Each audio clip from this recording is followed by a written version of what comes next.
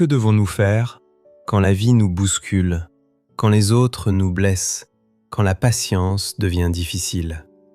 Notre comportement naturel n'est pas l'altruisme. Nous nous jugeons par nos intentions, mais nous jugeons les autres par leurs actions. Nous sommes parfois rapides à accuser, sans même prendre le temps de nous examiner nous-mêmes. Mais Jésus nous appelle à vivre différemment. Il dit « Tout ce que vous voulez que les hommes fassent pour vous, faites-le de même pour eux, car c'est la loi et les prophètes. » Matthieu 7, verset 12. Souvent appelée la règle d'or, cette parole est simple, mais profondément puissante. Une clé pour apprendre à répondre à la douleur, à l'incertitude et aux difficultés des autres. Lorsque quelqu'un te blesse, as-tu déjà blessé quelqu'un, volontairement ou non?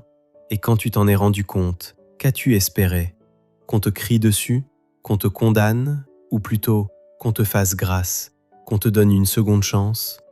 La Bible nous rappelle que la mesure avec laquelle nous pardonnons est aussi celle avec laquelle nous serons pardonnés.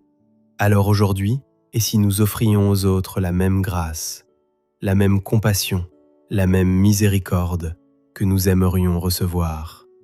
Lorsque quelqu'un est en train de souffrir, quand toi tu traverses une épreuve, tu peux chercher un conseil. Mais surtout, tu désires une présence, quelqu'un qui t'écoute vraiment, quelqu'un capable d'entendre tes pensées les plus profondes, quelqu'un qui reste à tes côtés, même quand ça fait mal. Nous avons tous besoin d'être encouragés, mais nous sommes aussi appelés à devenir cette source de réconfort pour les autres. Alors aujourd'hui, prends un instant et demande-toi, qu'est-ce que je peux faire concrètement pour conduire quelqu'un vers l'amour et la vérité de Dieu? Lorsque quelqu'un t'agace, oui, les gens peuvent être énervants. Mais si toi, tu étais perçu comme une nuisance, préférerais-tu qu'on parle mal de toi ou qu'on fasse preuve de patience? Nous sommes tous en construction, tous en apprentissage, tous en chemin, et nous sommes appelés à nous offrir mutuellement grâce et miséricorde. Alors cette semaine, si tu es tenté de rejeter quelqu'un ou de t'en prendre à une personne qui te demande un peu plus d'efforts, si j'étais à leur place, qu'aimerais-je recevoir? Si nous voulons vivre comme Jésus, nous devons faire ce qu'il attend de nous. Et Jésus nous a montré le chemin. Traite les autres comme tu voudrais être traité. Notre Père, merci pour ton amour inconditionnel. Merci pour ton pardon, même quand nous ne le méritons pas. Merci parce que tu es patient avec nous, lent à la colère, riche en bonté. Aujourd'hui, Seigneur, montre-moi comment aimer les personnes que tu as placées autour de moi.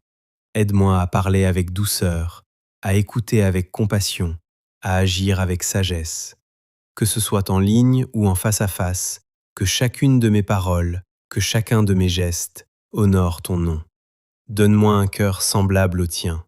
Apprends-moi à pardonner, apprends-moi à comprendre, apprends-moi à aimer, même quand c'est difficile. Utilise-moi comme instrument de paix, comme source d'encouragement, comme reflet de ta lumière. Je te remets mes pensées, mes réactions, mes relations. Guide mes pas aujourd'hui, Seigneur. Au nom puissant de Jésus. Amen. Merci du fond du cœur d'avoir pris ce moment pour écouter. Que Dieu te bénisse abondamment. Et si cette vidéo t'a touché, abonne-toi pour recevoir d'autres messages d'espérance.